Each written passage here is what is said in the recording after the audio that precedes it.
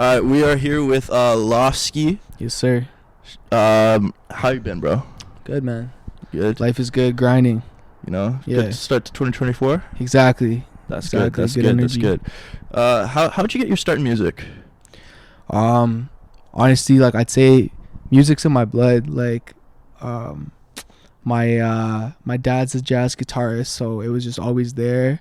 I started playing piano at like age 3, but I didn't really start like making my own music until 16. Okay. Basically, I was a huge fan of like Odd Future. Mm-hmm. And like growing up, I used to listen to it, like a lot of like 90s shit. But as soon as Odd Future dropped, when I was just like, okay, I'm gonna do it too, because like I always felt like a little weird about, I don't know, I'm like, why would anyone listen to like my music? And then like these guys were saying such crazy stuff that I was like, fuck it doesn't matter, I'm just gonna do it. That whole era, like Mac Miller, Pro era, ASAP, all that, I was like, hey, this is fire. And like I love rap, I'm gonna do it. So you were really inspired by like the Odd Future generation. For sure. Like, yeah, that whole like 2011, 2012. Mm-hmm. I'd still say that Big L had a bit of an influence. And like I don't know, I grew up listening to a lot of like Jedi Mind Tricks, Kanye West. Like I really appreciated early on too. I was never a huge fan of M. Don't cancel me for that. I like he's cool and all, but it just like didn't resonate with me as much. But like like the Kendricks, TDE, like I don't know, so many, I could just go on and on. But yeah. And you've been around a while yourself. I saw like a early track from like 2015. I took down a lot of shit, bro. I really had song like we're shout out A Walker, we're in 3 Cube right now. Sir. A Walker, I'm sure, remembers when I literally would walk around the halls at NHS and freestyle just all the time. I was like pretty bad back then, but I could just freestyle for a long time. I had like a fucking rap club in high school and shit. I used to perform at the open mics there. I'd be like really selling CDs and shit. Like, so I was like way too early, and like I wish more people had told me like, yo, stop putting stuff out, just like spend more time. You know, I wish more people had been like brutally honest with me, but I guess music was different back then too. That's like opposite of the artists these days. Yeah. I feel like I should have in retrospect, I wish I had spent like 4 or 5 years, 6, 7, whatever, just really working on my craft and then come out. Yeah. But it's all good. Like I don't regret it. I hit a lot of shit though. I hit a lot of shit. But since you've been around so long, what's some shit that like people wouldn't have expected you to be around or like experienced so far in your career? Yeah. Shout out anyone that knows Palmer Squares, that knows like Felly. Self-titled, super random. I got a feature from him when I was like pretty bad in like 2014, and it was on some like Self-titled is like grimy, bro. Like Army of the Pharaohs, like he's a legend. So like he was really struggling to do the feature. He was nice as fuck to me, so shout out him, bro. He was like, he kept it real from the jump when I like literally was nobody. Something else is like really random that people don't really like. So in 2017, when like I think it was like 2016, 2017, around the time when X was locked up, I put out this project called 27 Club, and his people were selling reposts while he was in jail just to get some more money to like invest in his career or whatever. At that point, he was like blowing up like crazy on SoundCloud, all that shit. And I capitalized on this, bro. I bought like 3-4 reposts. And like asked Felly to repost our track again, and like, bro, that really helped me. So that's crazy. Yeah, so shout out, like never feel bad paying for promo. Some people think it's corny. I don't give a fuck, bro. I'm shameless. If you wanna show love to me, or if I have to break off some people that are gonna follow through, man, hell yeah. As a man that runs a promo page, yes, paid for promo, please. Exactly. Double down. Shout out promo pages. What's your creative process like? That's a very good question. Long story short, it changes and continues to change. Most of the time, I just kind of punch in. I am a producer and engineer as well, so I can do it all. Lately, because all my friends, for example, A Walker, who's still here, shout out him. Shout out so many people, bro. Shout out Scotty, come beat me up. Shout out my boy Loud. Shout out Wood Oxa. Like I have so many friends that are just really talented, so I usually just hop on their beats. If not, I'll just make a loop or something, and I usually just punch in, but sometimes I'll like spend more time and write. It really depends on the kind of beat, the genre. I'm just starting to write to some jazz Jersey stuff, So for that, because it's a little different than what I usually go on, I'm spending more time in like writing. Mm-hmm. So I don't know, a combination of writing and punching in most of the time, especially on the melodic stuff. Punching in a lot of like in the past 2-3 years when I like really got a lot better and fully gave up on the idea of like a backup plan. I find freestyling helps a lot, but I'm always open to different stuff. Yeah. Well, like for example, your latest track I think is Valid, right? Yeah, Valid. Yeah. I felt like that track was very polished and very thanks, very fresh. I appreciate you. What went into that? Yeah, that's literally all just like me just sitting in my apartment, just punching in, hanging out. That was it. Originally, my boy was gonna hop on it, and I just ended up just doing a next verse on it. He's got some ad libs on there. Shout out Tyreek or Die, and yeah, man, it's just some fun stuff. Like I really love mixing genre. I'm sure you've kind of seen that in some of my stuff.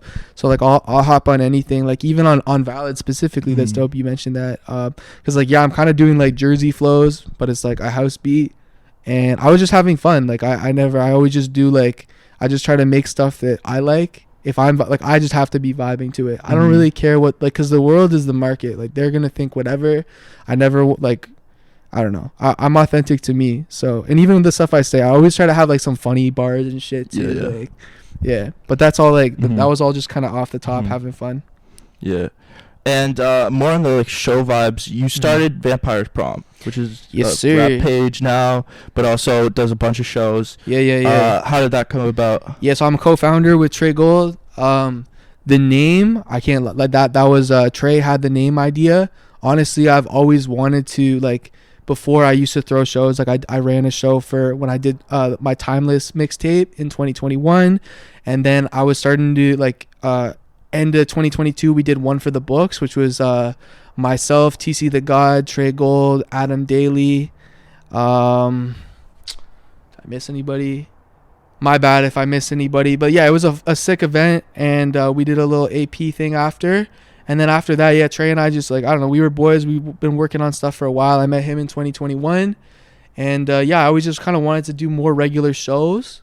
And being both artists, I feel like it's easier to be promoters because we're able to operate in the way that we as artists want to deal with. Yeah. So essentially the way that we throw shows is like, so we did 7 last year. Our first one was at Cinecycle. We did a ton of them at Bar Cathedral. The community's really been growing. Now we're doing the rap news. We've got a whole bunch of plans I don't even want to get into fully in 2024 yet. I'm just going to let everything speak for itself. Other than February 3rd, Kato's Eye. We've got a bunch of interviews coming. Really excited. And like, yeah, we've got a bunch of like awesome artists that we've been doubling down on. Shout out Star. Shout out Fuego 100K. Shout out Damn Drones. Shout out Lil Graysky. Shout out my boy Galaxy. Literally shout out every single person that's come to Vampire's Prom. It's been like very, very positive. We're going to just keep doubling down on our community. And that's kind of the whole thing behind it. But you mentioned February 3rd. Yeah. What should people expect from February 3rd? February 3rd is going to be crazy. That's Vampire's Prom 8. Kato's Eye is headlining. We got Star. We got Fuego 100K. Myself, Trey Gold, Damn Drone, Graysky. It's all ages. Yeah, it's just going to be like sick energy, lots of moshing, rage. Like it's Cinecycle is a good venue because like it's really just like a warehouse. So like you can just do whatever you want. Yeah, man, we're going to have a lot of fun. I'm like super excited for that show. No, I went to my first ever show, like concert ever there was shout out Wave Sun. Let's go. But yeah, no, real grungy vibe. Yeah. Perfect for Vampire's Prom. Like yeah. You know? Literally the only thing the only problem with Cinecycle is that this is probably the last time that we can book there because of just like the size issue. Yeah. Because even when you don't have many people in there, like it looks huge. Like our first ever show was there and we probably had like 80 or so people.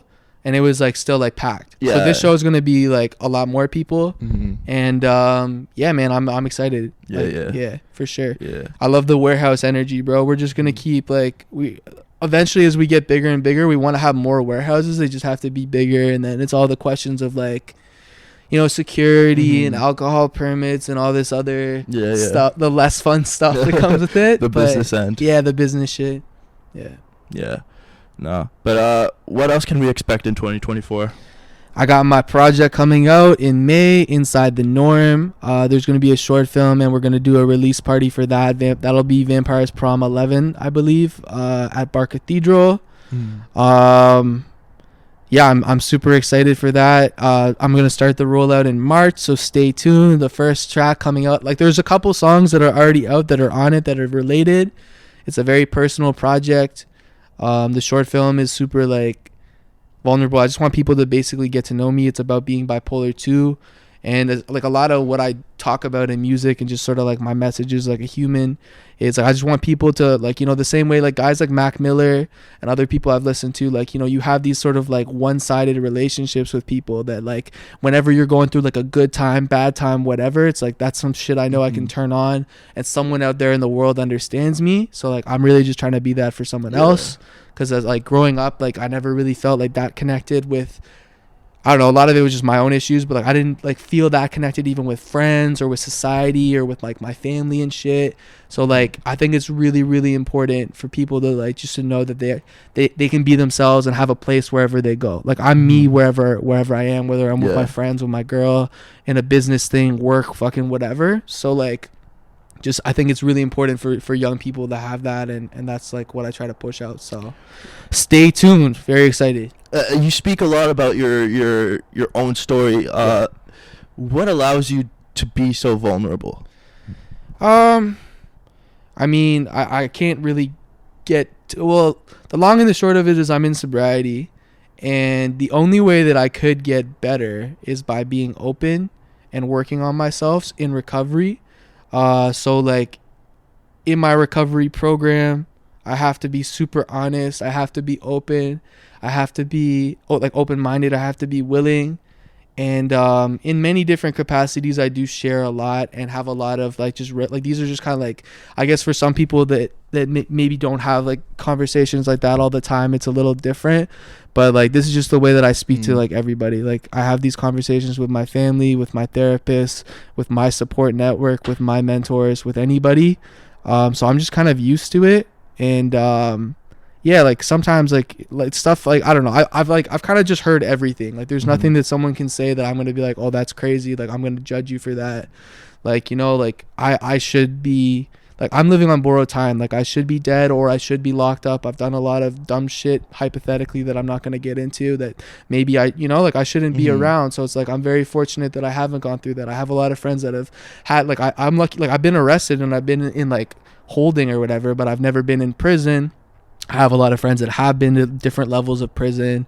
I've had overdoses and stuff like that. So like when you've just seen and I've seen so much death, man, like a lot of my buddies, even from rehab and stuff, like they're not here.